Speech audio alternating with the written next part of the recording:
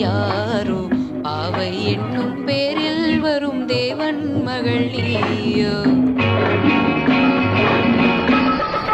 ஒருவர் மீது ஒருவர் சாய்ந்து ஓடம் போலே ஆடலாம் ஆடலாம்.